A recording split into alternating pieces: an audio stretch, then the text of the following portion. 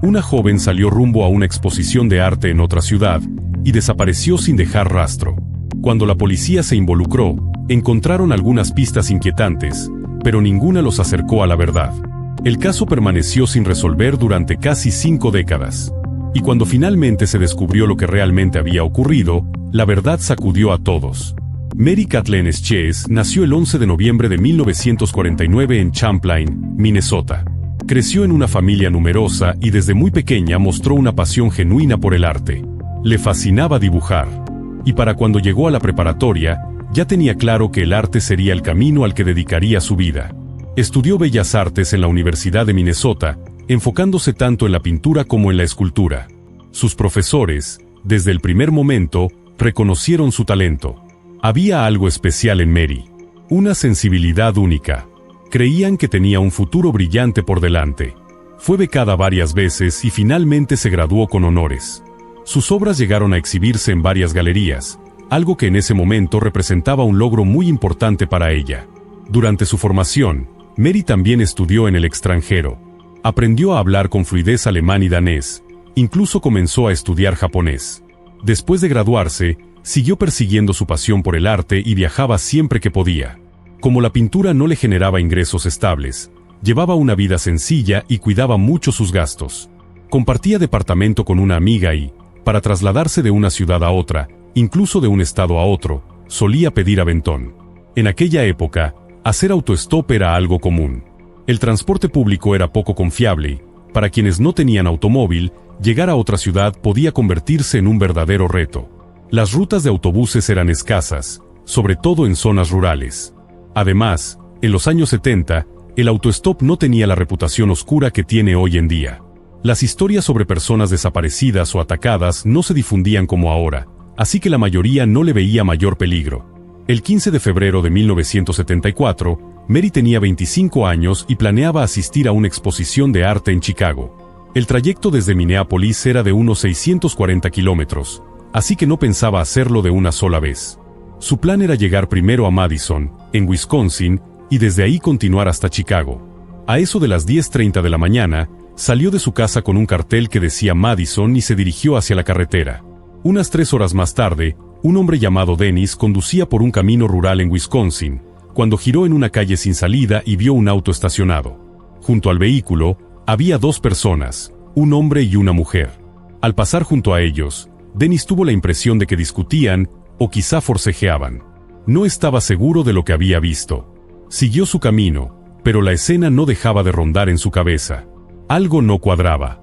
Minutos después, al llegar al final del camino, dio vuelta y regresó. Pero el auto ya no estaba. Sin embargo, algo en la nieve llamó su atención. Fue entonces cuando se dio cuenta de que había alguien tirado junto al camino. Dennis no se bajó del auto. En cambio, volvió a casa lo más rápido que pudo y le contó a su esposa lo que había visto. Luego, pidió a un vecino que lo acompañara y juntos regresaron al lugar. Lo que encontraron confirmó sus temores. Era el cuerpo de una mujer joven. Su ropa tenía manchas de sangre. De inmediato fueron a la casa más cercana para llamar a la policía.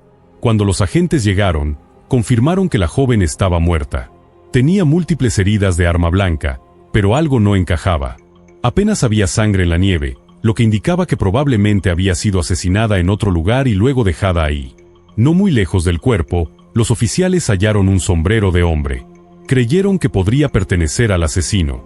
Los peritos intentaron hacer moldes de unas huellas de neumáticos cercanas, pero la nieve impidió que el material de yeso se fijara correctamente.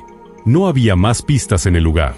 El cuerpo fue enviado al forense para un análisis detallado. Mientras tanto, la policía interrogó al único testigo, Dennis. Según su testimonio, había visto a un hombre blanco, delgado, de entre 25 y 35 años, aproximadamente de 1.73 de estatura, con cabello castaño claro. El auto era un sedán pequeño, color dorado. No pudo identificar el modelo ni la matrícula. El médico forense determinó que la joven había recibido unas 15 puñaladas y murió por pérdida de sangre. También encontró múltiples heridas defensivas en los brazos, lo que mostraba que la víctima luchó con su agresor. Sin embargo, no había señales de agresión sexual, lo que descartaba el motivo más evidente. Poco después, el forense logró identificar a la víctima.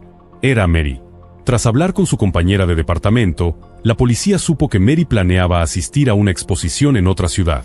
La amiga también mencionó que Mary se había llevado su bolso, el cual no fue encontrado en la escena del crimen. Sabiendo que Mary salió de su casa alrededor de las 10:30 de la mañana y que su cuerpo fue hallado unas 3 horas después, los detectives lograron construir una línea de tiempo tentativa.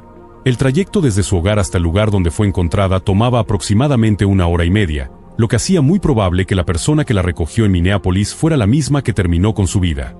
La policía elaboró un retrato hablado del sospechoso basándose en la descripción que Dennis había dado, y lo compartieron con los periódicos locales, con la esperanza de que alguien lo reconociera. Se recibieron algunos reportes, pero ninguno que acercara a los investigadores al asesino.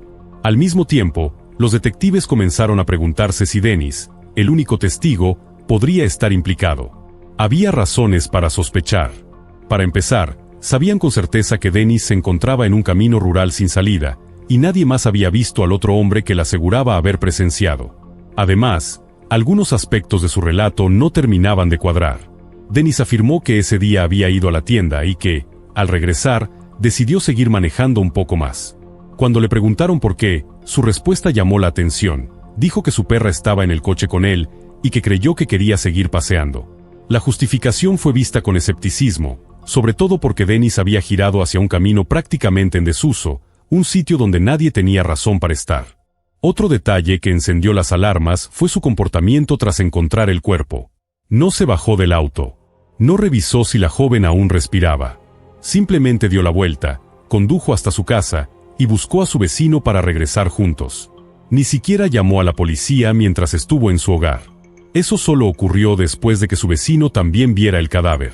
Para los investigadores, esto parecía un intento de construir una coartada, o al menos, de alejarse del crimen. Pero también había elementos que parecían exonerarlo.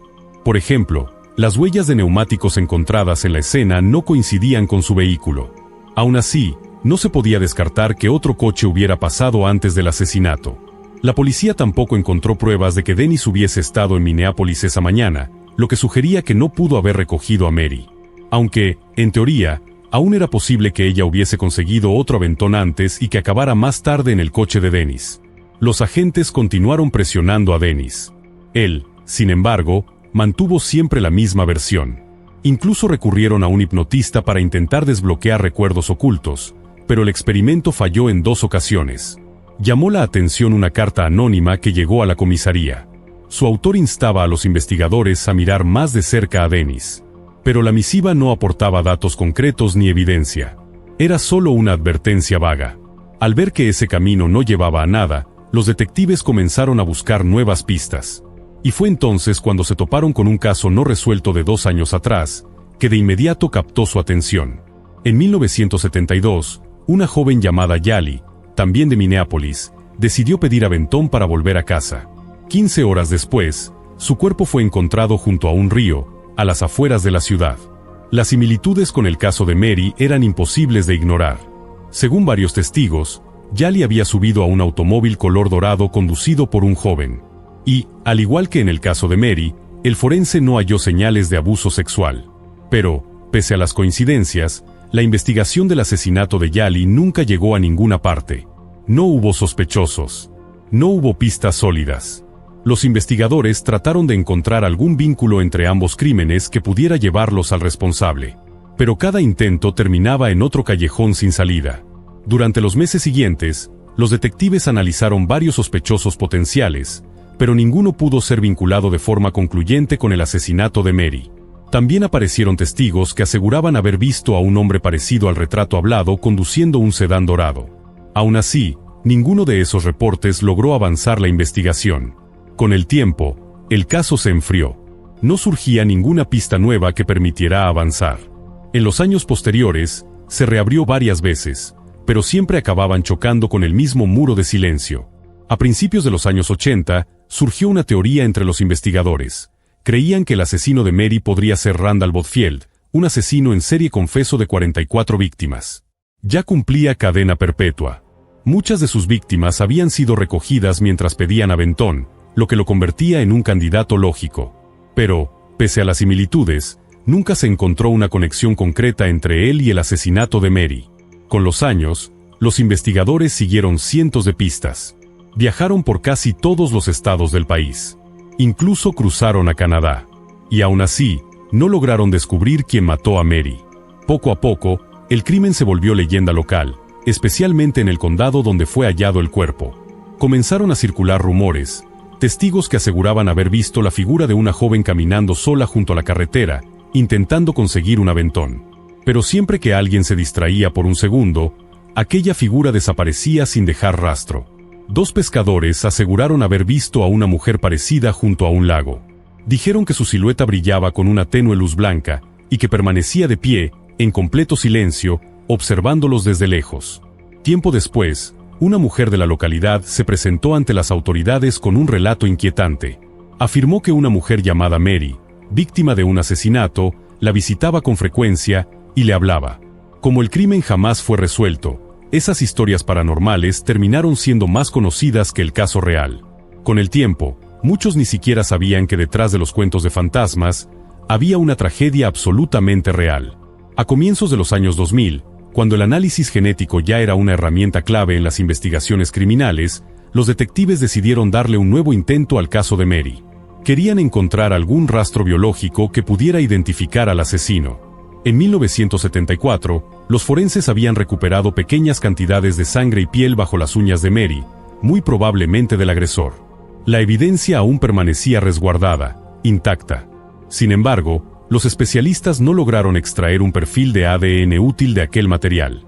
Pero quedaba una pista más. El sombrero hallado cerca de la escena del crimen había sido preservado durante todos esos años. Y en su interior, había algunos cabellos cortos de un hombre. Los peritos analizaron esos cabellos y lograron extraer un perfil parcial de ADN. Una vez más, se encontraron con un obstáculo. No había coincidencias en la base de datos del FBI. Pero no todo fue en vano. Gracias a esa muestra, lograron descartar a varios sospechosos, incluido el asesino serial que una vez consideraron como posible responsable. Su ADN estaba registrado desde hacía años, y no coincidía. El caso volvió a estancarse por varios años más, hasta finales de 2022. Fue entonces cuando los detectives se enteraron de una nueva técnica forense, genealogía genética. Comprendieron que esta podría ser la última gran oportunidad para resolver el crimen de Mary. Contactaron a un laboratorio universitario en Nueva Jersey, especializado en ese tipo de investigación, y el equipo aceptó colaborar. Los expertos comenzaron a trabajar con el perfil parcial extraído del cabello dentro del sombrero. El hecho de que no fuera un perfil completo complicaba enormemente la tarea. Aún así, después de un arduo proceso en bases de datos públicas de genealogía y la reconstrucción de posibles árboles familiares, lograron identificar a un posible sospechoso. Un hombre que cumplía con todos los criterios necesarios. Solo faltaba obtener su ADN. Los detectives lo localizaron y le pidieron una muestra. Él accedió sin objeción. Pero, para sorpresa de todos, no hubo coincidencia. El perfil genético no era el mismo. Entonces, uno de los analistas ofreció una nueva posibilidad. Tal vez el asesino era su primo hermano. Los investigadores siguieron esa pista y recolectaron una segunda muestra. Pero una vez más, no coincidía. La situación era desconcertante. Ambos hombres estaban biológicamente emparentados con el asesino. Eso era un hecho. Pero no había nadie más en su árbol genealógico que pudiera encajar como sospechoso. Fue entonces cuando surgió una nueva hipótesis. ¿Y si el asesino había sido adoptado? Eso explicaría por qué no aparecía en ningún registro familiar conocido. El equipo se sumergió en archivos antiguos, buscando cualquier indicio que pudiera confirmar esa teoría. El 4 de noviembre de 2024, por fin encontraron lo que buscaban. Toda la información reunida apuntaba a un hombre de 84 años llamado John Miller. Los detectives comenzaron a investigar su historial y descubrieron que tenía una hija. Se acercaron a ella y accedió voluntariamente a proporcionar una muestra de ADN. Cuando llegaron los resultados, no había duda. El cabello hallado en la escena del crimen pertenecía a su padre. 50 años después del asesinato de Mary, los investigadores finalmente sabían quién la había matado. Tan pronto como el laboratorio confirmó la coincidencia genética, los agentes se dirigieron directamente al domicilio de Miller. Apenas le mencionaron la evidencia, John Miller confesó, con calma. Contó que el día del crimen había recogido a Mary a un lado del camino. Le prometió llevarla a su destino. Pero una vez que salieron de la ciudad, comenzó a presionarla. Ella se negó. Entonces Miller sacó un cuchillo y la apuñaló múltiples veces. Condujo hasta aquel camino remoto y sin salida con la intención de enterrar su cuerpo en la nieve. Pero mientras la arrastraba fuera del auto, otro conductor pasó por el lugar. Preso del pánico, Miller volvió a subir a su vehículo y huyó, dejando el cadáver abandonado junto al camino. Al día siguiente, vio una nota en el periódico sobre el asesinato y sintió alivio. El testigo, al parecer, había confundido el color de su auto. Según Miller, en ese entonces conducía un coche azul claro, no dorado. Al final, dijo que no sentía nada por lo que había hecho, que apenas había pensado en ello en los años siguientes. También confesó que había arrojado el arma homicida a un pantano cercano a su casa. Sobre el bolso de Mary, dijo que no recordaba qué había hecho con él. Cuando le preguntaron si había matado a alguien más, negó con firmeza. Aseguró que ni siquiera sabía por qué había matado a Mary. Después de su confesión, fue acusado formalmente de asesinato y trasladado a prisión para esperar juicio. Miller dejó claro que no pensaba luchar contra los cargos. Miller declaró que se declararía culpable. No quería pasar por un juicio largo ni revivir los hechos en un tribunal. A sus ojos, ya estaba preparado para pasar el resto de su vida en prisión. Así, después de 50 años de incertidumbre, los detectives finalmente lograron resolver un caso que durante décadas pareció imposible. Y aunque John Miller, con casi 85 años, probablemente no pase muchos años más tras las rejas, el asesinato de Mary Kathleen Sches ha sido oficialmente resuelto. En cuanto al caso de Yali, la posible implicación de Miller ahora parece poco probable. El vehículo que conducía en aquella época no coincidía con la descripción del auto en el que se vio por última vez a Yali. Es muy posible que él no tuviera ninguna relación con ese crimen. Aún así, los investigadores han comenzado a revisar otros casos sin resolver, buscando cualquier conexión con Miller. Pero hasta el momento, no se ha encontrado evidencia que lo vincule con otros asesinatos. Después de medio siglo de preguntas, de silencio, de especulaciones, la verdad finalmente salió a la luz. Y aunque la justicia llegó tarde, llegó con fuerza. Lo que comenzó como una desaparición sin explicación, se convirtió en un símbolo de perseverancia para los que nunca dejaron de buscar respuestas. Una joven pareja se preparaba para asistir a la fiesta de cumpleaños de un amigo, pero jamás llegaron. Lo que parecía ser una simple desaparición, terminó convirtiéndose en una de las investigaciones más escalofriantes de los últimos años. Tan perturbadores fueron los hallazgos, que incluso algunos de los detectives asignados al caso necesitaron terapia. Nada, absolutamente nada, los había preparado para el horror que estaban por descubrir. Shannon Christian nació el 29 de abril de 1985 en Texas.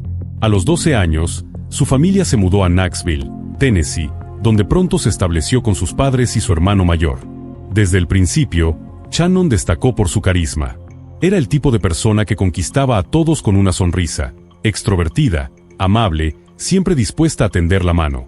En su nueva escuela, se integró como si hubiera pertenecido ahí desde siempre.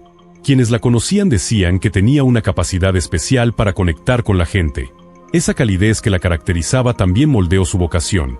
Shannon quería dedicarse a algo que tuviera sentido, algo que ayudara a los demás. Después de terminar la preparatoria, ingresó a la Universidad de Tennessee para estudiar sociología. Quería quedarse cerca de su familia, con quienes tenía un vínculo inquebrantable. Pero al mismo tiempo, deseaba forjar su propio camino, así que trabajaba en 2 empleos de medio tiempo para mantenerse por sí misma.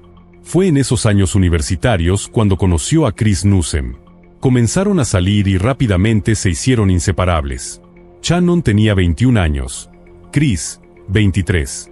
Él trabajaba como carpintero y a pesar de su juventud, ya se había ganado una buena reputación en la comunidad. El 6 de enero de 2007, la pareja planeaba asistir a una fiesta de cumpleaños. Aquella tarde, Shannon fue a casa de una amiga, donde Chris pasaría por ella más tarde. Sin embargo, él se retrasó. Su amiga decidió adelantarse a la fiesta, y Shannon prefirió quedarse ahí, esperando a su novio. Chris, antes de ir por Shannon, había llevado a otro amigo a la misma fiesta y luego se dirigió directo a recogerla. Pero una hora después, comenzó la inquietud. La distancia era corta, apenas unos 10 minutos, pero ninguno de los dos había llegado. Algo no cuadraba. Al principio, sus amigos pensaron que quizá habían cambiado de planes, pero era raro. No era propio de ellos desaparecer sin avisar, mucho menos en el cumpleaños de un amigo cercano. Después de varios intentos fallidos por llamarles, la preocupación creció. Ya era medianoche, y la pareja seguía sin aparecer. Un grupo decidió entonces ir al complejo de apartamentos donde Shannon había estado esperando. Al llegar, vieron la camioneta de Chris estacionada, pero el coche de Shannon no estaba. Supusieron, sin mucho convencimiento, que quizá habían decidido no asistir a la fiesta y pasar la noche juntos. Un poco antes, Shannon había llamado a su madre. Le dijo que regresaría más tarde de lo planeado, que probablemente irían a cenar y ver una película. Le aseguró que estaría en casa alrededor de las 3:30 de la mañana. Pero esa hora llegó y pasó, y Shannon nunca volvió. Al principio, su madre pensó que tal vez se había quedado a dormir en casa de alguna amiga o con Chris, así que trató de no alarmarse. Pero todo cambió a la mañana siguiente, con una llamada inesperada. Su hija no se había presentado a trabajar. Alarmada, la madre de Shannon contactó a los padres de Chris. Ellos también estaban desconcertados.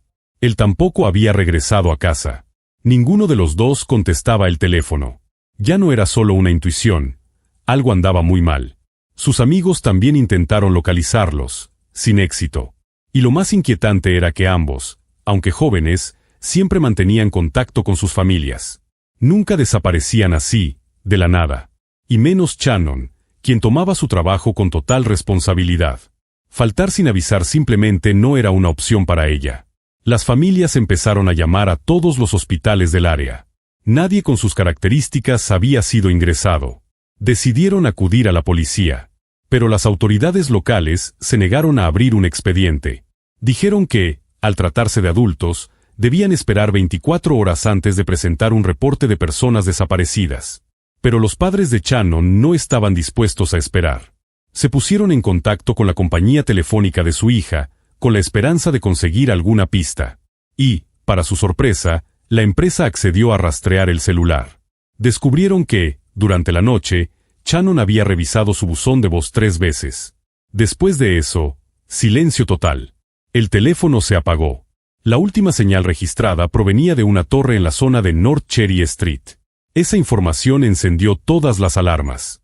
Aunque Knoxville era una ciudad relativamente segura, esa área en particular era conocida por su alto índice delictivo. Nada de esto tenía sentido. ¿Por qué habría estado Shannon en ese lugar? Esa pregunta no dejaba de rondar la mente de su familia. Sin esperar a que las autoridades actuaran, decidieron buscar respuestas por su cuenta. Recorrieron calles durante horas, hasta que finalmente dieron con su coche. Estaba estacionado a tan solo unas cuadras de donde su celular había emitido señal por última vez. Desde el primer instante en que llegaron al auto, supieron que algo no estaba bien. Sus pertenencias habían desaparecido, fotos, su cargador, todo lo que siempre llevaba con ella. El interior estaba sucio, lo cual era completamente fuera de lugar para Shannon. Ella era meticulosa con la limpieza de su coche, lo mantenía impecable. Pero lo más alarmante fue que el asiento del conductor estaba completamente echado hacia atrás, como si alguien mucho más alto lo hubiera manejado. No cabía duda. Shannon no había sido quien condujo hasta ahí. Con este hallazgo inquietante, sus padres volvieron a contactar a la policía. Esta vez, los oficiales por fin tomaron cartas en el asunto. Al inspeccionar el vehículo, encontraron algo aún más perturbador. Los interiores y las manijas habían sido limpiadas, como si alguien hubiera intentado borrar cualquier rastro de huellas. Y había otro detalle que no encajaba: un paquete de cigarros vacío, arrugado y tirado dentro del auto. El problema era que ni Shannon ni Chris fumaban. Todo indicaba que el coche había sido robado. Pero seguía sin haber rastro alguno de los dos jóvenes. Fue entonces cuando, al revisar a fondo el vehículo, descubrieron algo que cambiaría el rumbo de la investigación: un sobre atorado entre los asientos. Tenía escrita la dirección de una casa, justo en esa misma colonia. Más revelador aún, los peritos lograron extraer una huella dactilar del sobre y no tardaron en identificarla. Pertenecía a un hombre llamado Lamarcus Davidson, un delincuente con un historial criminal extenso.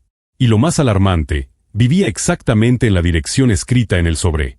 Los detectives se dirigieron de inmediato a la casa. No había nadie. Sin embargo, las circunstancias les permitieron entrar sin orden judicial. Existía la sospecha de que Shannon y Chris estaban en peligro inminente.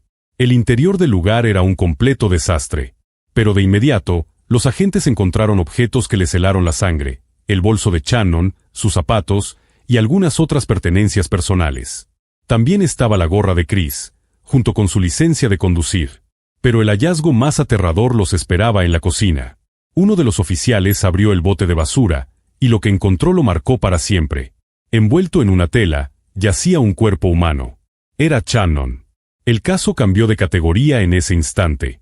Ya no se trataba de una desaparición, era un homicidio. Su cuerpo fue enviado al forense, y ahora los detectives se enfrentaban a dos interrogantes urgentes. ¿Dónde estaba Chris? ¿Y dónde estaba LaMarcus Davidson? La primera respuesta no tardó en llegar. Poco después del hallazgo, la policía recibió un aviso de otra dependencia. 2 días antes, un trabajador ferroviario había encontrado el cuerpo de un hombre cerca de las vías del tren. En ese momento, nadie había podido identificarlo. Pero ahora, todo apuntaba a que se trataba de Chris. Un análisis de ADN confirmó los peores temores. La autopsia de ambos cuerpos reveló un panorama verdaderamente espeluznante. Presentaban múltiples heridas, cortes, moretones y evidentes signos de abuso. Ambos habían sido agredidos física y sexualmente. Chris murió por múltiples disparos. En el caso de Shannon, la causa de muerte fue asfixia. Los forenses hallaron evidencia biológica en el cuerpo de Shannon que correspondía con LaMarcus Davidson. También se encontraron sus huellas en las bolsas de basura utilizadas para envolver sus restos. Y como si eso no bastara, dentro de la casa se hallaron casquillos percutidos, los cuales coincidían con las balas extraídas del cuerpo de Chris. Con toda esta evidencia, los investigadores no tenían duda. LaMarcus estaba directamente involucrado en los asesinatos. A partir de ahí, la prioridad fue encontrarlo. Al revisar los registros de su teléfono celular, descubrieron que en los últimos días había estado en contacto constante con un hombre llamado Eric. No fue difícil localizarlo. Al principio, Eric negó saber el paradero de LaMarcus. Pero cuando los agentes le informaron del crimen y le advirtieron que también podría ser acusado como cómplice, cambió de actitud y confesó la verdad. Según él, LaMarcus se había estado escondiendo en una casa vacía que estaba en venta. También admitió que el mismo día en que Shannon y Chris desaparecieron, ambos habían participado en un robo. La policía acudió a la propiedad señalada. Y ahí lo encontraron. LaMarcus estaba rodeado de basura, envases vacíos y armado. Pero hubo un detalle que llamó aún más la atención. Llevaba puestos los tenis de Chris. Fue arrestado y llevado a interrogatorio. Desde el inicio, negó tener relación alguna con el caso. Pero pronto comenzó a cambiar su versión, una y otra vez. En total, dio 5 declaraciones diferentes, todas contradictorias. Primero dijo que no sabía de qué le hablaban. Luego afirmó que Shannon y Chris habían sido secuestrados por alguien más, y que él no tenía nada que ver. Más tarde, LaMarcus les dijo a los detectives que él solo había usado el auto de las víctimas para moverse por la ciudad y vender drogas. Nunca confesó haber cometido los asesinatos, pero sí proporcionó información que resultó crucial. Por lo que decía, y por lo que no decía, quedó claro que no había actuado solo. Los investigadores coincidieron, más de una persona había participado en el crimen. Según LaMarcus, los verdaderos responsables eran su medio hermano, Letalvis, y un amigo en común llamado George. La policía no tardó en localizarlos y llevarlos a interrogatorio, junto con Eric, quien ahora también era considerado cómplice. Ninguno de ellos parecía tener intención de confesar. Pero conforme avanzaban los interrogatorios, los detectives descubrieron un patrón inquietante. Todo indicaba que los 4 hombres habían estado involucrados, en distintos grados, en los hechos. Y no estaban solos. Había una 5ª persona implicada, una joven de apenas 18 años llamada Vanessa. Fue localizada y detenida. Con los 5 sospechosos bajo custodia, comenzaron las verdaderas revelaciones. Poco a poco, todos empezaron a echarse la culpa entre ellos. Sus versiones eran contradictorias, inconsistentes, pero había suficiente evidencia para reconstruir una narrativa de lo que realmente ocurrió aquella noche. LaMarcus parecía ser el cabecilla del grupo. Su principal actividad era el narcomenudeo, y esa noche tenía un objetivo claro: robar un coche para usarlo en la distribución de droga. Salió con sus 3 cómplices, y con Vanessa, a buscar el vehículo ideal. Mientras recorrían un complejo residencial, justo donde Shannon estaba esperando en su coche, la vieron. Ella estaba dentro del auto. Chris estaba de pie junto a ella. Fue en ese momento cuando tomaron la decisión que cambiaría, y terminaría, 2 vidas. No solo iban a robar el auto, también iban a secuestrar a la pareja. Los encañonaron y los obligaron a subir al coche. Luego los llevaron a la casa de Lamarcus. De acuerdo con las pruebas de ADN, tanto Lamarcus como Letalvis agredieron sexualmente a Shannon y a Chris. Las agresiones no fueron momentáneas, se prolongaron por horas. También los sometieron a tortura y humillaciones que escapan la comprensión. Al amanecer, sacaron a Chris de la casa. Lo llevaron a las vías del tren y ahí lo ejecutaron a sangre fría. Su cuerpo fue abandonado como si no valiera nada. Después, regresaron a la casa y continuaron con el tormento. Shannon permaneció con vida casi 2 días. Mientras tanto, sus amigos y familia ya la buscaban desesperadamente. Su auto aún no había sido hallado. Finalmente, también la asesinaron. Su cuerpo fue metido dentro de un bote de basura y dejado ahí, en el mismo lugar donde la habían torturado. Los investigadores descubrieron además que Lamarcus no solo le robó a Chris sus tenis, los mismos que llevaba puestos cuando fue capturado. También se quedó con su celular y con algunas pertenencias personales de Shannon. Más tarde, le dio esos objetos a su novia, como si fueran regalos. En cuanto a Vanessa, intentó presentarse como una víctima más.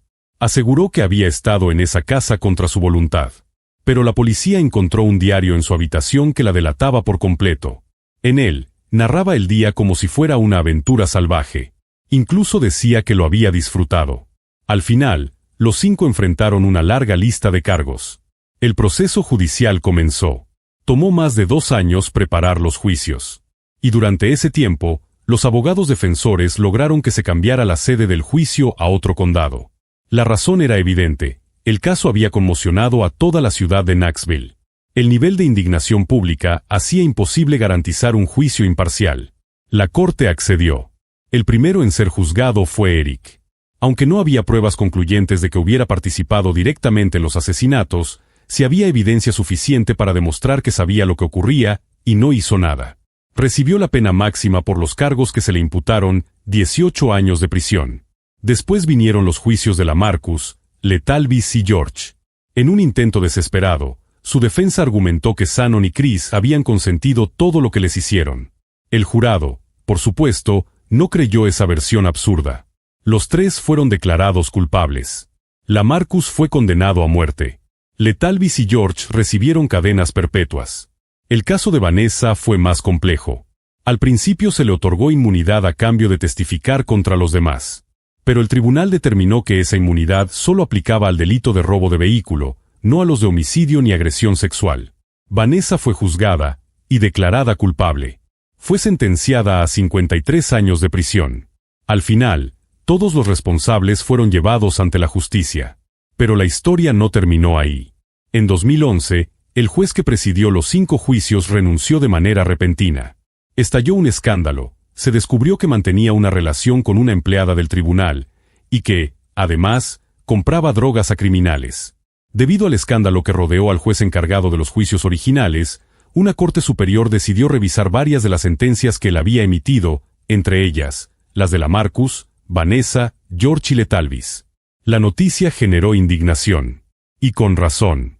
Al final, los fiscales lograron defender con éxito las sentencias impuestas a Lamarcus y Letalvis. Sus castigos originales se mantuvieron sin cambios. Pero Vanessa y George sí obtuvieron el derecho a nuevos juicios. Vanessa fue declarada culpable una vez más. Esta vez, sin embargo, su condena fue reducida, de 53 años, a 35. George también recibió una sentencia menor, lo que lo volvió elegible para libertad condicional después de cumplir 51 años de prisión. Pero los nuevos juicios de Vanessa y George también provocaron consecuencias imprevistas. Durante esos procedimientos, la fiscalía reunió una cantidad considerable de pruebas que sugerían que Eric, aquel que inicialmente había recibido solo 18 años, se había participado activamente en las agresiones y asesinatos. En 2019, Eric fue acusado nuevamente. Esta vez, recibió cadena perpetua, más 90 años adicionales. Una sentencia que, en los hechos, anuló cualquier posibilidad de que alguna vez recobrara su libertad. Vanessa, por su parte, quedó elegible para solicitar libertad condicional después de solo 7 años.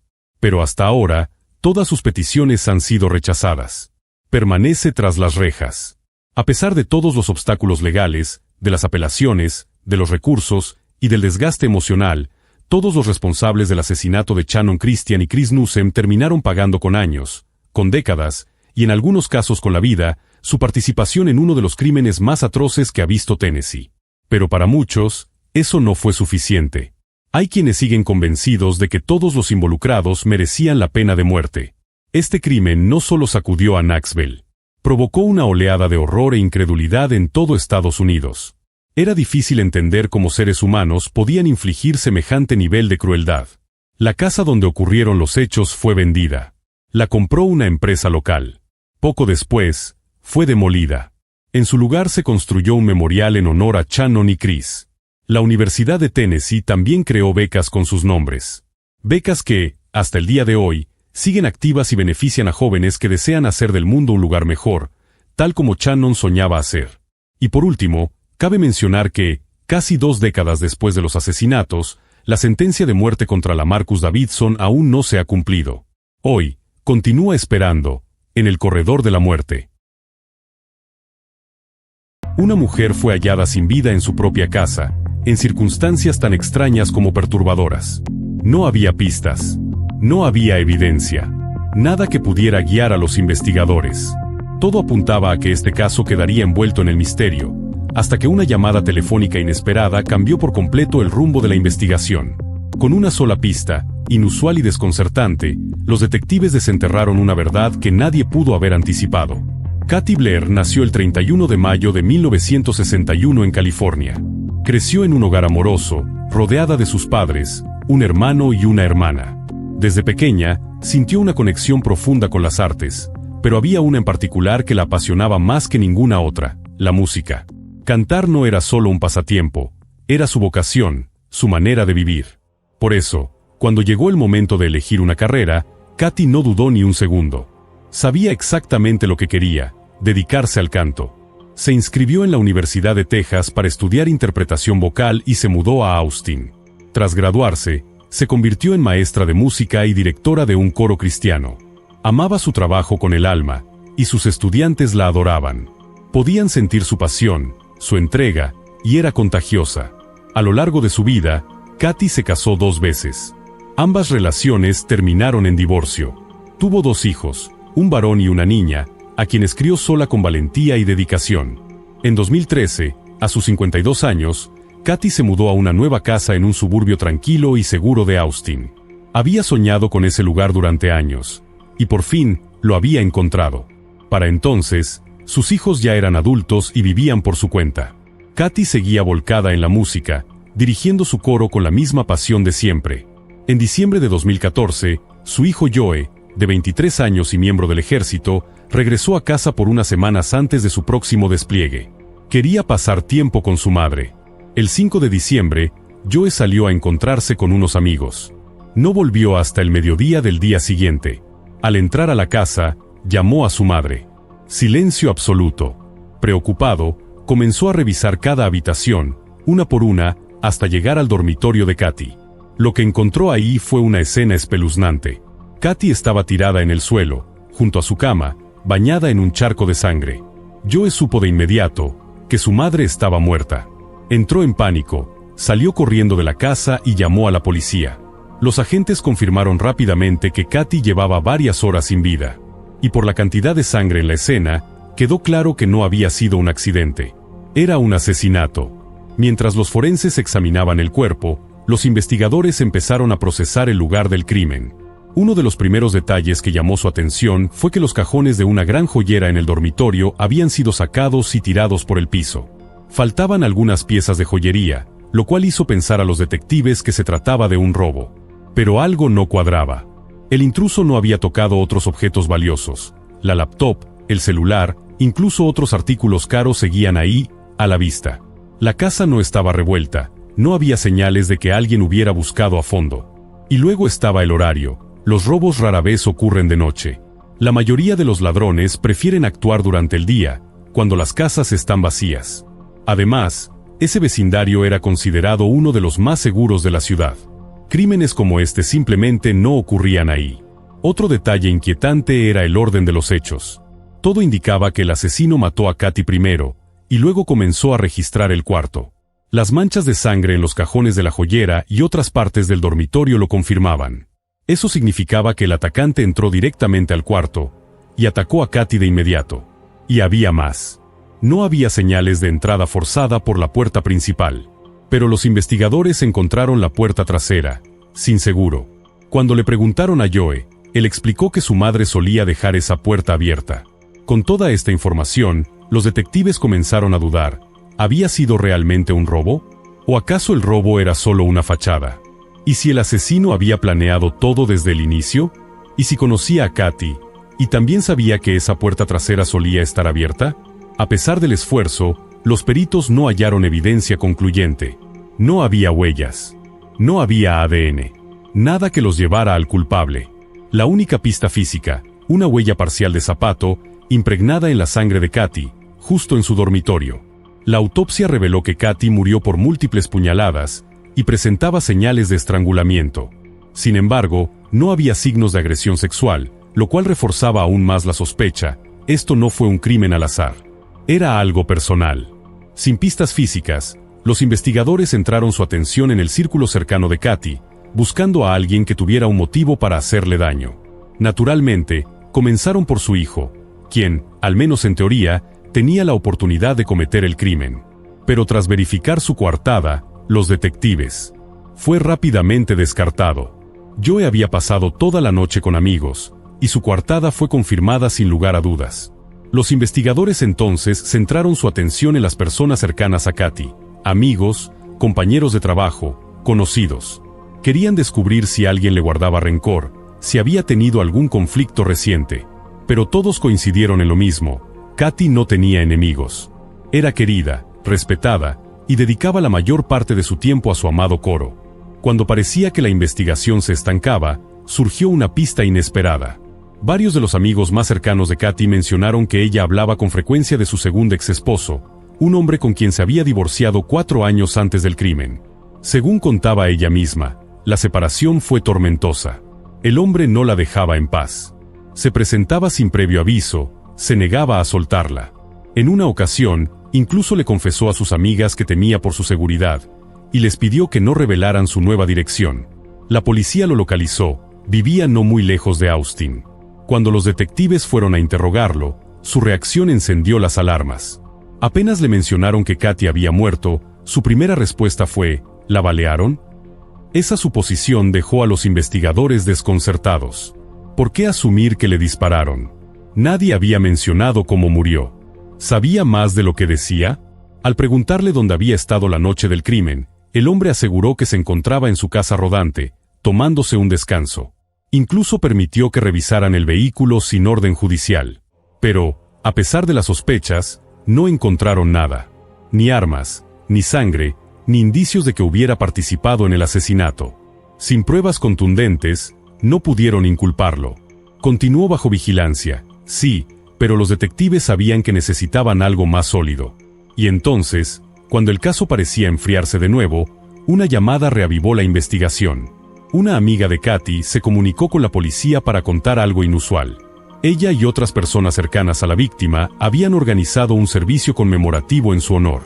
Todo transcurría con normalidad, hasta que un hombre, completamente desconocido, se levantó para dar un discurso. Desde las primeras palabras, todo en él causó incomodidad.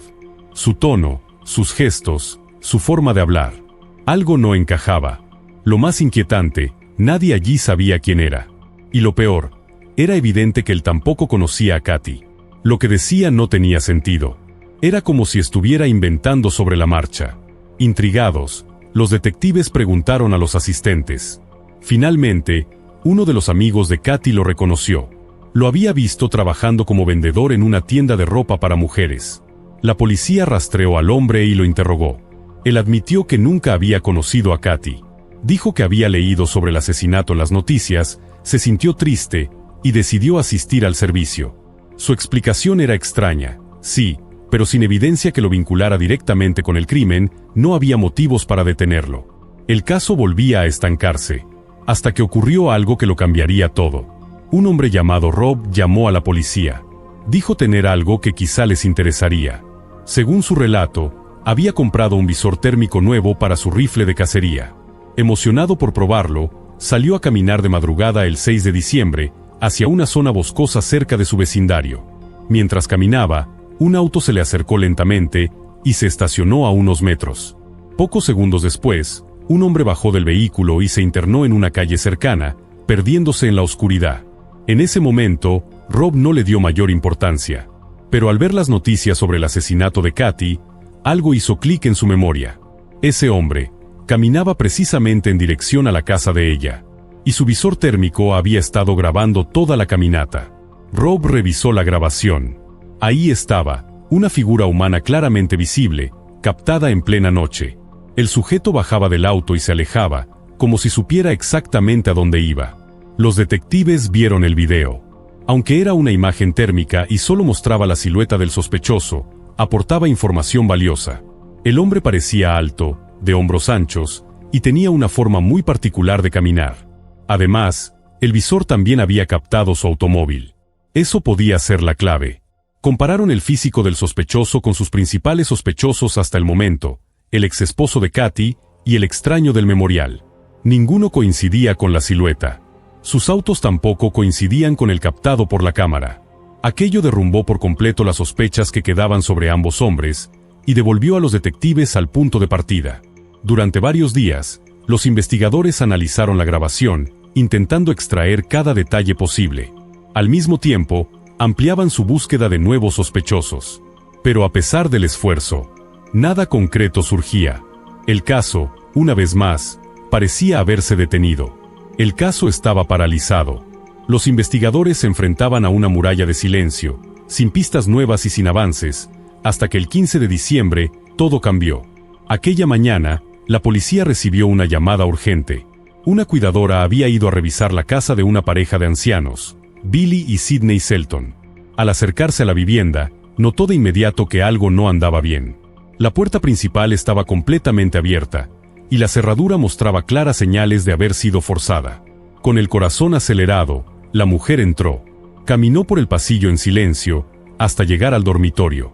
Lo que encontró ahí fue una escena sacada de una pesadilla. Ambos cuerpos, inertes, yacían en el suelo, rodeados por un charco de sangre. Sin perder un segundo, llamó al 911. Horas más tarde, los médicos forenses confirmaron la peor sospecha. Billy y Sidney habían sido brutalmente apuñalados. Múltiples heridas. Mismo patrón que en el asesinato de Katy Blair. Pero eso no fue todo. En la habitación, los detectives notaron un detalle estremecedor. Los cajones del joyero habían sido arrancados y estaban tirados por todas partes. La joyería había desaparecido. Nada más había sido robado. La escena era prácticamente un espejo del crimen de Katy. Una casa tranquila, atacada en la noche, mientras las víctimas dormían, y con un único objetivo, las joyas. Ambos hogares estaban a solo 15 minutos de distancia. Era imposible ignorar la conexión. Desde el principio, los detectives creyeron que el crimen de Katy había sido personal, cometido por alguien que la conocía. Pero esta nueva escena los obligó a reconsiderar toda la teoría. ¿Qué pasaba si esto no se trataba de venganza, sino de un asesino que elegía a sus víctimas al azar? Comenzaron a buscar cualquier nexo entre Katy y los Selton. Amigos en común, lugares que frecuentaban, algún vínculo oculto, pero no había absolutamente nada. Sus vidas jamás se cruzaron. Entonces llegó una conclusión escalofriante: podían estar frente a un asesino serial. Y ahora, no solo se trataba de resolver un crimen. Era una carrera contra el tiempo, antes de que matara de nuevo. La policía entrevistó a todos los conocidos de ambas víctimas. Cualquier detalle, por mínimo que fuera, podía marcar la diferencia. Insistieron en que la gente hablara, aunque no estuviera segura de lo que había visto. Y fue esa perseverancia la que, finalmente, dio frutos. Una amiga de Katy recordó algo inquietante. Meses antes de su muerte, Katy le había contado que se sintió muy incómoda con un hombre que había estado en su casa. Se trataba de un trabajador de mantenimiento, enviado por el casero para hacer reparaciones. El trabajo fue mal hecho, sí, pero lo que realmente la preocupó fue el comportamiento del hombre. Había algo en su actitud que la hizo sentir insegura. Los detectives contactaron al dueño de la propiedad, quien les proporcionó los datos del trabajador. Se llamaba Timothy Parlin, y a partir de ahí, todo comenzó a encajar. Descubrieron que el hermano de Timothy trabajaba en la iglesia a la que asistían los Selton, y Timothy también había sido visto por ahí. Entonces comenzaron a revisar sus antecedentes. Lo que encontraron fue alarmante. Timothy tenía un largo historial criminal. Había sido arrestado múltiples veces por robo. Y su blanco preferido siempre eran las joyas. Al momento de la investigación, Timothy estaba en libertad condicional y vivía en un hotel de estadía prolongada. Los detectives fueron a buscarlo. Él aceptó hablar, pero se negó a que subieran a su habitación. Insistió en que la entrevista fuera en el estacionamiento del hotel. Al principio, dijo no recordar a Katy. Pero cuando los oficiales le dieron más información, repentinamente dijo que sí, que había hecho unas reparaciones en su casa. Negó tener algo que ver con su muerte, y afirmó tener coartada. Supuestamente, estaba trabajando en una tienda de conveniencia la noche del crimen.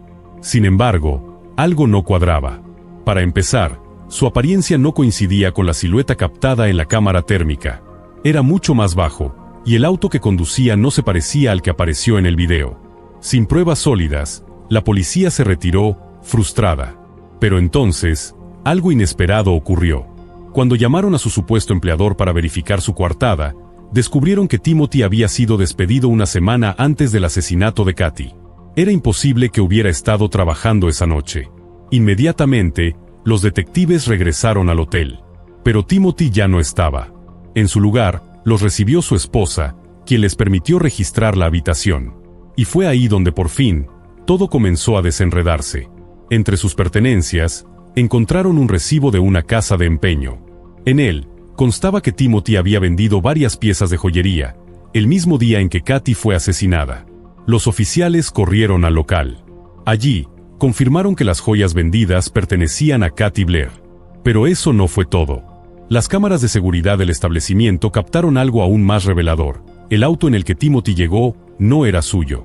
Tras rastrear las placas, la policía descubrió que el vehículo pertenecía a su hermana. Y ese detalle lo cambió todo. El coche era casi idéntico al captado en la grabación térmica, la noche del asesinato. Eso, finalmente, fue suficiente. Con la evidencia recolectada, los detectives finalmente tenían lo que necesitaban para obtener una orden judicial. El vehículo fue asegurado y llevado a revisión. En cuanto los peritos comenzaron a examinarlo, encontraron lo que temían: rastros de sangre en el asiento delantero y en el piso. Los análisis del laboratorio no dejaron lugar a dudas. Era sangre de Katy Blair. Inmediatamente, la policía arrestó a Timothy Parlin y lo llevó a interrogatorio. Pero, incluso frente a todas las pruebas, él se negó a confesar.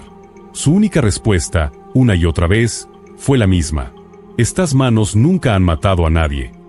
Durante horas, los detectives lo interrogaron, presionándolo con cada evidencia, con cada inconsistencia.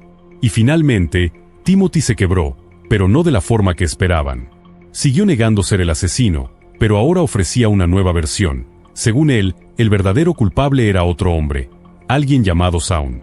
Para los investigadores, esa acusación sonaba a un intento desesperado por desviar la atención.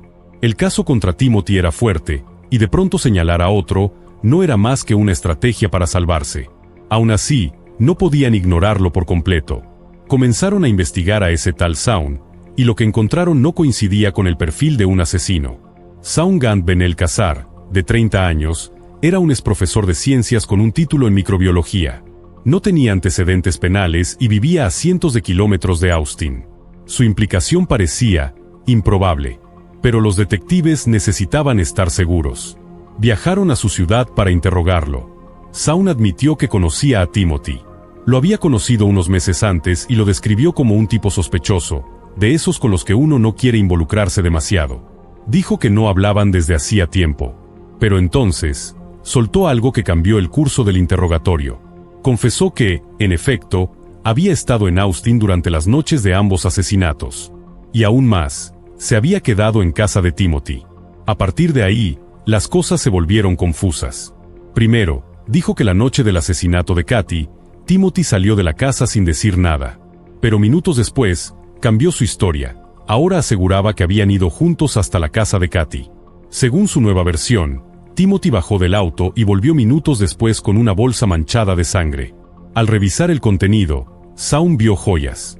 Supuestamente, fue ahí cuando se dio cuenta de que Timothy había hecho algo horrible. Afirmó que no sabía lo que iba a pasar, que jamás pensó ser parte de ningún crimen. Pero los detectives no estaban convencidos. Había demasiadas contradicciones. En un momento del interrogatorio, Shaun pidió ir al baño. Uno de los oficiales lo siguió con la mirada, y fue entonces cuando algo hizo clic. Su caminar, su postura, su silueta. Era idéntica a la figura captada por la cámara térmica la noche del asesinato. En ese instante, todo cambió. Los detectives ya no estaban seguros de que Shaun fuera un testigo. Ahora, creían que él era el verdadero asesino. El problema, no había pruebas físicas. Nada que lo atara directamente al crimen. Con Timothy, al menos, tenían sangre, huellas, un recibo. Con Shaun, no tenían nada. Cuando regresó del baño, los detectives lo confrontaron. Desafiaron su versión. Le dijeron que no creían que se hubiera quedado en el coche. Le sugirieron que quizá Timothy lo obligó a entrar, que lo amenazó. Fue una jugada calculada, y funcionó. Shaun dudó, y luego, lo admitió. Confesó haber entrado a la casa de Katy. Solo. Según él, su intención era únicamente robar. Timothy lo esperaba afuera. Entró por la puerta trasera, que estaba sin seguro, y comenzó a revisar las habitaciones. Al llegar al dormitorio, encontró el joyero, y a Katy, aún dormida. Insistió en que tomó las joyas con cuidado, y se marchó sin hacerle daño. Incluso sugirió que Timothy pudo haber regresado después y cometido el asesinato por razones que él desconocía. Pero los detectives sabían que estaba mintiendo. La sangre en los cajones del joyero demostraba que el robo ocurrió después del asesinato, no antes. Siguieron presionándolo. Una mentira tras otra comenzó a desmoronarse, hasta que finalmente se derrumbó por completo. Shaun confesó. Dijo que, al entrar al dormitorio, Katy despertó, que ella se abalanzó sobre él, y que, en medio del pánico, sacó un cuchillo y la apuñaló varias veces. Una vez que estuvo muerta, tomó las joyas y huyó de la casa. Los detectives dudaban de esa versión. Les costaba creer que Katy, al ver a un intruso, simplemente saltara sobre él y tratara de quitarle el arma. Pero, más allá de los detalles, la confesión era suficiente para arrestarlo. Para reforzar el caso, tomaron sus zapatos y los compararon con la huella ensangrentada encontrada en la recámara de Katy. Fue una coincidencia exacta. Pero aún había un gran pendiente, el asesinato de la pareja Shelton. Cuando los detectives interrogaron a Shaun sobre ese segundo crimen, su actitud cambió de inmediato. Cerró la boca, pidió un abogado, y se negó a decir una sola palabra más. Y lo peor, no había evidencia física que lo vinculara directamente con ese doble homicidio. Sin pruebas físicas que lo vincularan directamente al asesinato de la pareja Shelton, los investigadores llegaron a un nuevo punto muerto. Fue entonces cuando decidieron volver a presionar a Timothy. Ya había sido arrestado como cómplice en el asesinato de Katy, y según la ley de Texas, eso lo hacía igualmente responsable que el autor material. Aunque él no hubiera empuñado el cuchillo, enfrentaba los mismos cargos que Shaun. Le gustara o no, caería junto con él. Timothy terminó admitiendo que sí, que había llevado a Shaun hasta la casa de Katy, pero insistía en que jamás se bajó del auto y que no tenía idea de lo que su amigo iba a hacer. Sin embargo, también confesó que fue él quien vendió las joyas robadas, lo cual lo ataba directamente al crimen. Cuando lo presionaron por el asesinato de la pareja de ancianos, Timothy nuevamente aseguró que solo había conducido. Dijo que él y Shaun fueron ahí con la intención de robar, pero que, como antes, se quedó en el coche mientras su cómplice entraba. Los investigadores comenzaron a considerar la posibilidad de que Timothy estuviera diciendo la verdad. La grabación térmica del asesinato de Katy solo mostraba a una persona bajando del auto. Si el mismo patrón se repitió en el segundo crimen, todo apuntaba a que Shaun actuó solo otra vez. Aún así, Timothy fue acusado por los 3 asesinatos. Su papel como cómplice era innegable, aunque no hubiera cometido los homicidios con sus propias manos.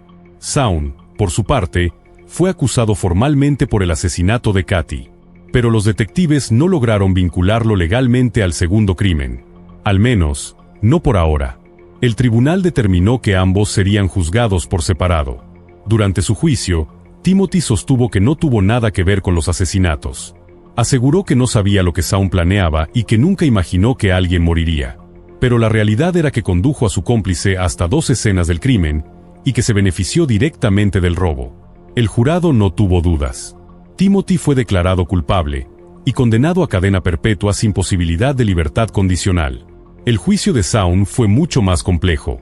A diferencia de Timothy, no había evidencia física directa más allá de su confesión, una huella de zapato y la grabación térmica. Su abogado se lanzó al ataque. Alegó que la policía lo había coaccionado para que confesara, que lo presionaron hasta hacerle asumir un crimen que no cometió. Afirmó que el resto de las pruebas eran puramente circunstanciales. El jurado no logró llegar a un veredicto unánime. El juez declaró juicio nulo. Pero los fiscales no se rindieron. Meses después, Shaun fue llevado nuevamente a juicio. Esta vez, la fiscalía presentó su caso con más fuerza. Lograron convencer al jurado de que Shaun era culpable del asesinato de Katy Blair. El veredicto fue contundente: cadena perpetua, sin posibilidad de libertad condicional. A pesar de las fuertes sospechas, Shaun nunca fue acusado oficialmente por la muerte de la pareja Shelton. Los investigadores estaban convencidos de que él también había cometido ese doble crimen. Pero sin evidencia sólida, no pudieron presentar cargos. Ambos hombres enfrentaron finalmente la justicia, pero muchas preguntas quedaron sin respuesta. Los detectives jamás pudieron entender por qué Shaun mató a sus víctimas. Si Katy se despertó mientras él robaba, ¿por qué no simplemente huyó? Era de noche. Ella no lo habría reconocido. Lo único que parecía tener sentido era por qué Timothy eligió a Katy como objetivo. Todo indicaba que aún le guardaba rencor por aquella vez que ella se quejó con el casero por su mal trabajo. Esa queja le costó dinero. Tal vez eso alimentó un resentimiento que terminó en tragedia. ¿Fue ese resentimiento la chispa que desencadenó un asesinato? Nadie lo sabe con certeza. En cuanto a la pareja de ancianos, los investigadores no pudieron establecer un motivo claro. Se contempló la posibilidad de que Timothy los conociera de la iglesia y que algún conflicto haya desencadenado el crimen. Pero eso era solo una teoría. Con Shaun, incluso eso era incierto.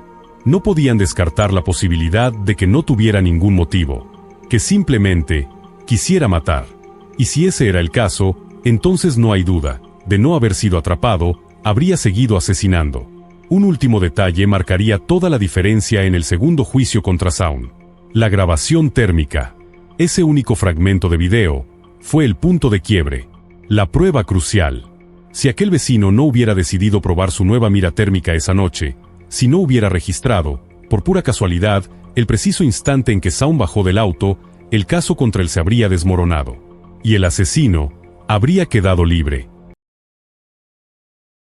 Una joven salió a divertirse con sus amigos, pero jamás volvió a casa. Al principio, nadie pudo imaginar lo que había ocurrido.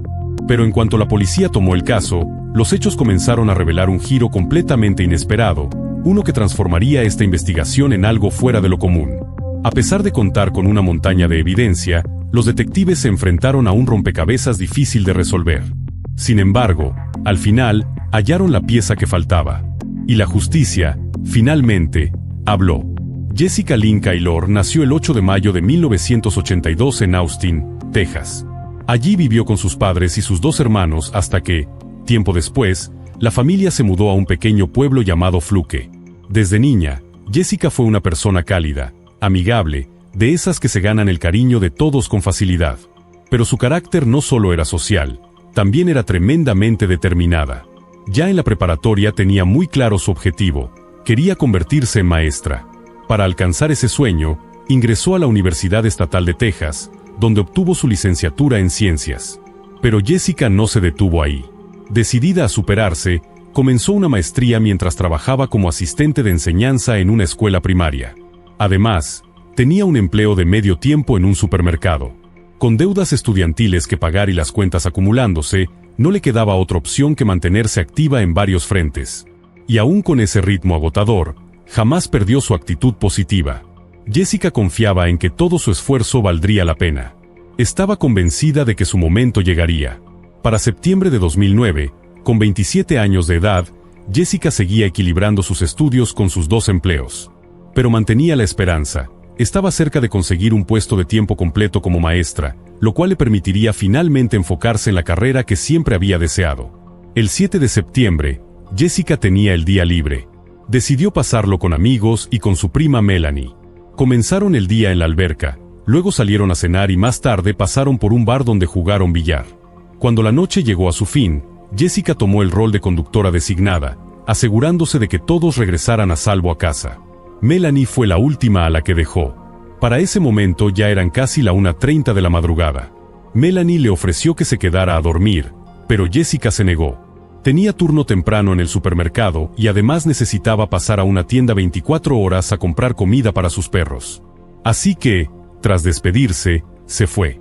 Horas después, cuando ya amanecía, Melanie recibió una llamada. Era una compañera de trabajo de Jessica. Le dijo que ella no había llegado a su turno, algo totalmente fuera de lo común. Jessica nunca faltaba sin avisar. Además, ya había sido ascendida a gerente de tienda, lo que implicaba aún más responsabilidad.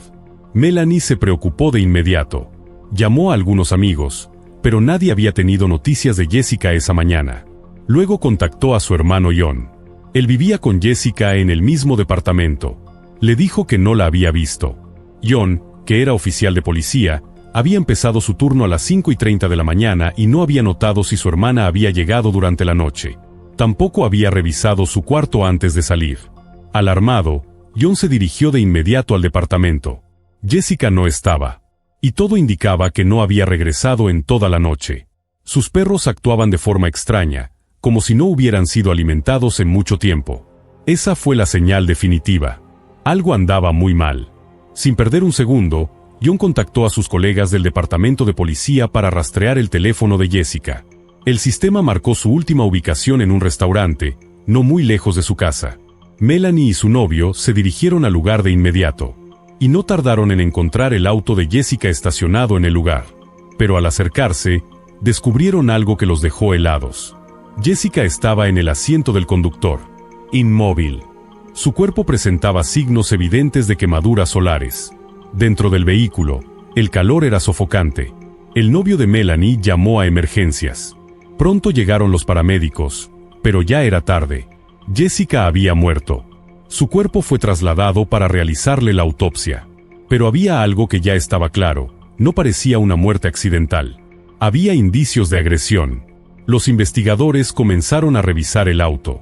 De inmediato notaron que el asiento del conductor estaba echado hacia atrás mucho más de lo que Jessica hubiera necesitado. Según las lesiones que presentaba, sospechaban que había sido atacada ahí mismo, dentro del vehículo.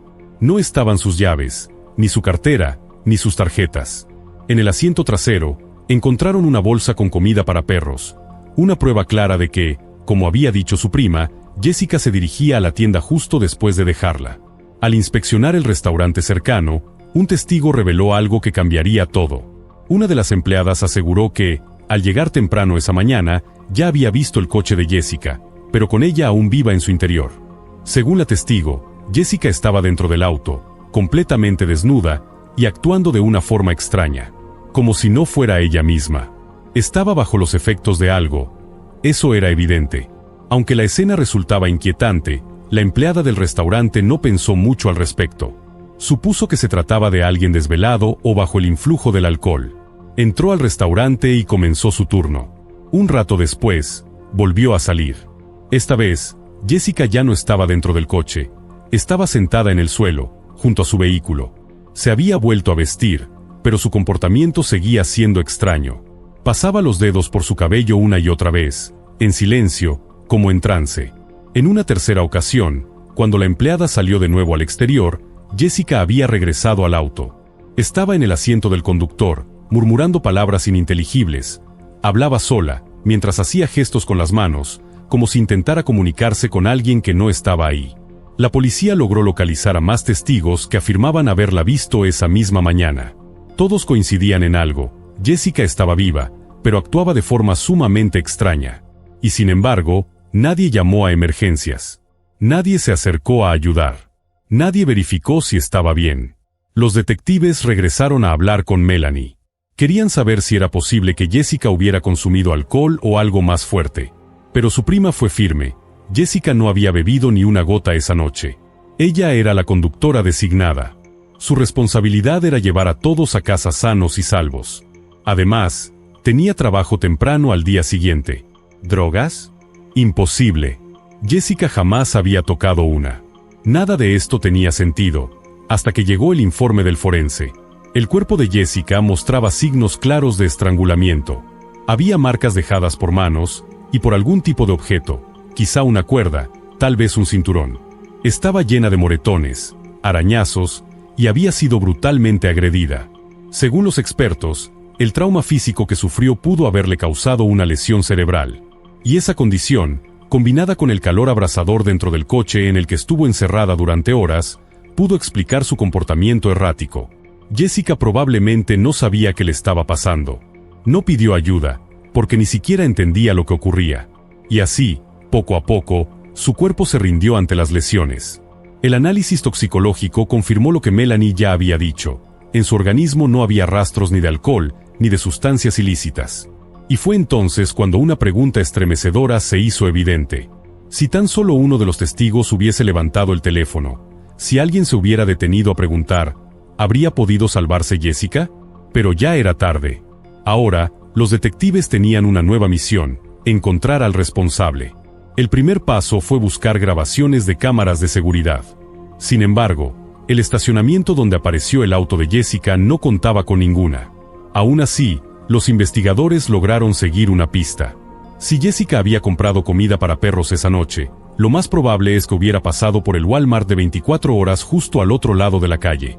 Solicitaron las grabaciones de las cámaras del supermercado. Y ahí estaba ella, Jessica, entrando al estacionamiento, caminando sola hacia la tienda. Se veía bien, tranquila, nada parecía fuera de lugar. Fue directo al pasillo de productos para mascotas, tomó una bolsa grande de croquetas y se dirigió a la caja. Todo parecía normal, pero al salir, algo cambió. Apenas unos segundos después, otro hombre salió tras ella.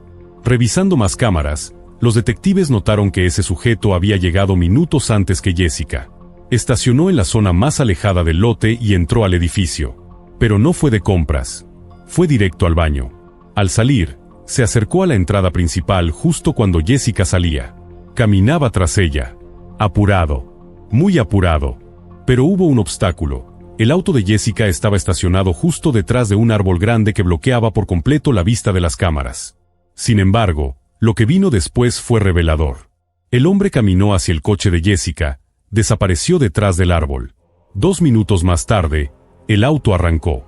Otra cámara, colocada frente al restaurante donde se hallaría el cuerpo al día siguiente, captó el vehículo llegando. Se estacionó. Momentos después, alguien descendió del auto. Esa persona cruzó el estacionamiento, volvió al área del Walmart y se subió al mismo vehículo en el que había llegado el sospechoso unos minutos antes. Los detectives estaban casi seguros de que esa persona había participado directamente en el crimen de Jessica. Pero había un problema. La calidad del video era tan baja que no podían identificar ni al hombre, ni al vehículo. Aún así, no se dieron por vencidos.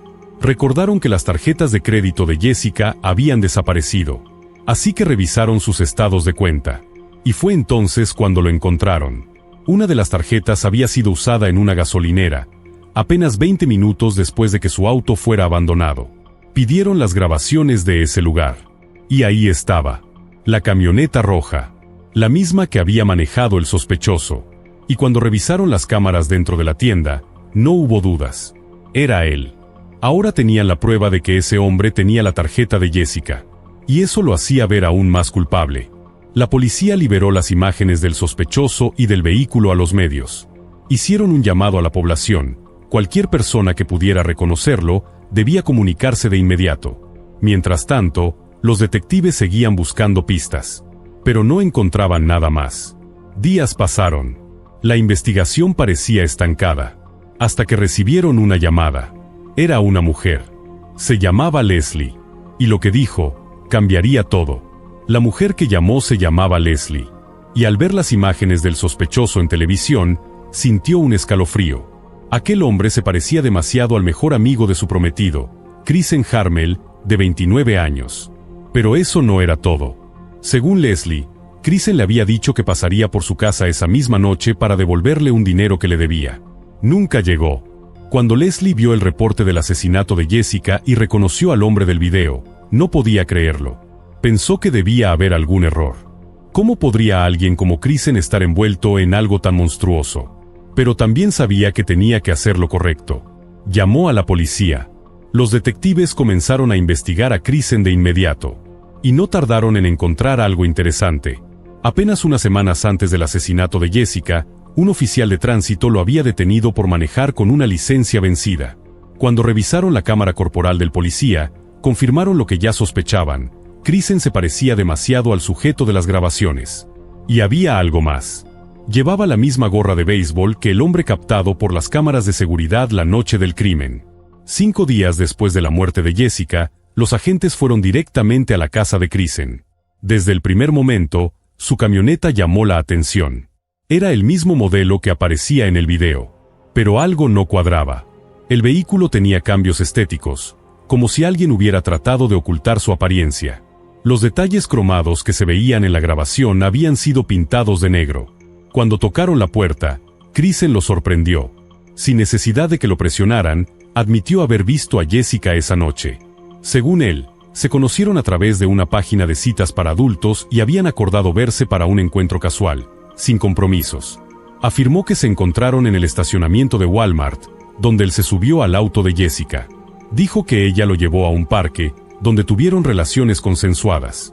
Después, según su versión, ella lo regresó al Walmart y se despidieron. Antes de irse, él le contó que estaba pasando por dificultades económicas. Y, de acuerdo con lo que contó, Jessica le entregó su tarjeta de crédito para que pudiera echarle gasolina a su camioneta. Al día siguiente, cuando vio las noticias, entró en pánico. Dijo que temía que lo culparan, así que decidió deshacerse de la tarjeta y repintar partes de su vehículo. Contó su historia con firmeza. Pero los detectives sabían que estaba mintiendo. Su relato no encajaba con la evidencia. Para empezar, Krisen dijo que habían acordado encontrarse en Walmart. Pero las cámaras mostraban otra cosa. Él jamás se acercó a Jessica hasta después de que ella salió de la tienda. También dijo que Jessica lo había llevado de regreso después del supuesto encuentro, pero las grabaciones lo desmentían. Se lo veía regresar solo, caminando hacia su camioneta. El coche de Jessica nunca se movió del lugar donde fue hallado.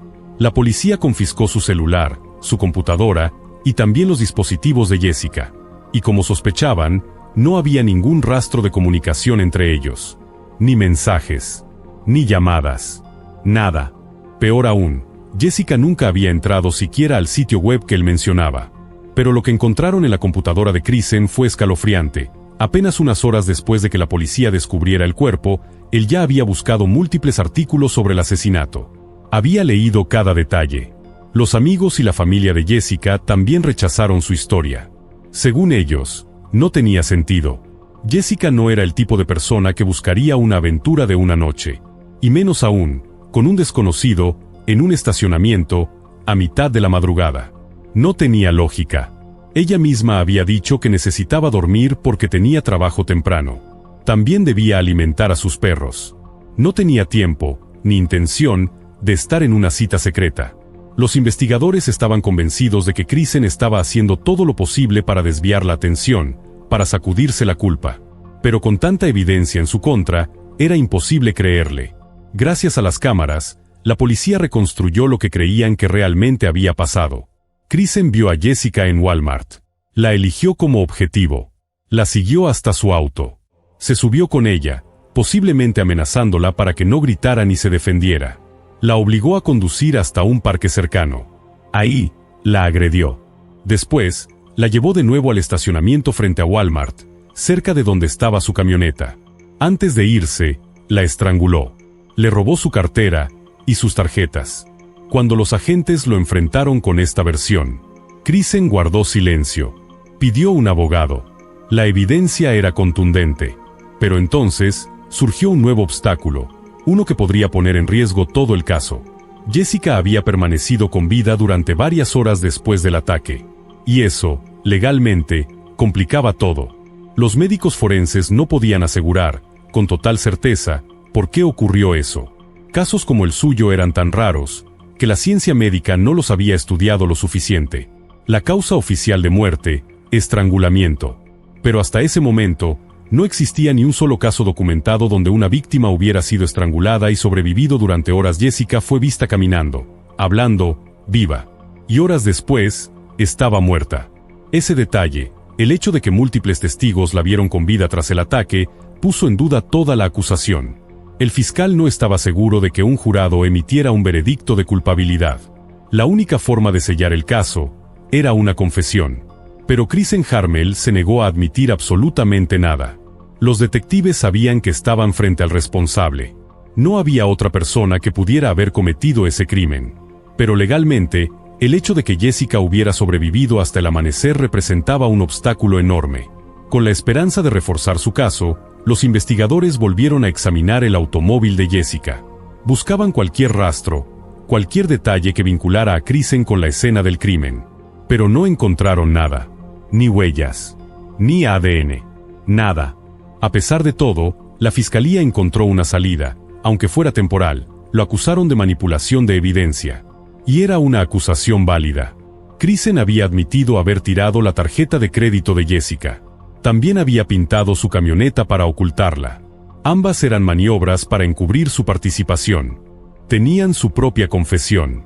Era suficiente, por ahora. En mayo de 2010, Kristen se declaró culpable y fue condenado a 10 años de prisión.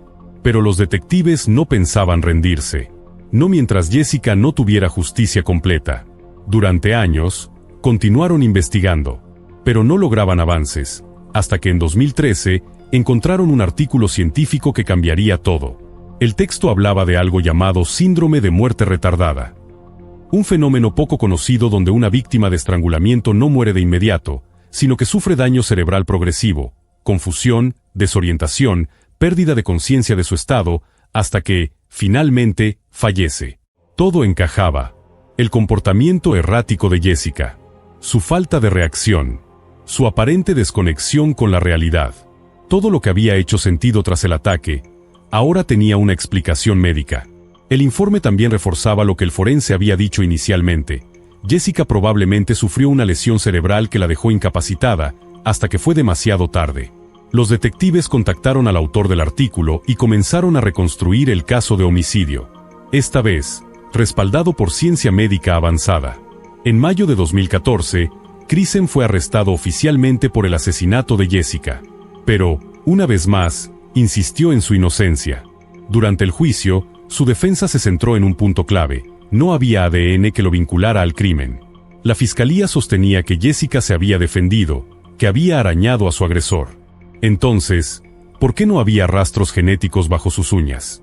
La respuesta era aterradora pero lógica. Jessica había estado encerrada en su coche durante horas bajo un calor extremo. A esas temperaturas, el ADN se degrada rápidamente. Para cuando revisaron su cuerpo, ya no quedaba nada útil. A falta de evidencia biológica, la fiscalía basó su caso en las grabaciones de seguridad, que demostraban los movimientos de Kristen con precisión. Pero entonces, algo inesperado ocurrió. El abogado defensor cuestionó la validez de esas grabaciones. Verás, cuando los investigadores recibieron los videos de las cámaras de seguridad, no tenían marcas de tiempo. Así que, para estructurar la línea de eventos, los fiscales usaron un software especial para agregarlas después. Ese detalle fue suficiente para que la defensa sembrara dudas. Alegaron que nunca se les entregó una copia con los nuevos sellos de tiempo, lo que consideraban una violación grave. El juez estuvo de acuerdo y declaró juicio nulo. Así, Kristen evitó la condena. Otra vez. Todo, por un tecnicismo.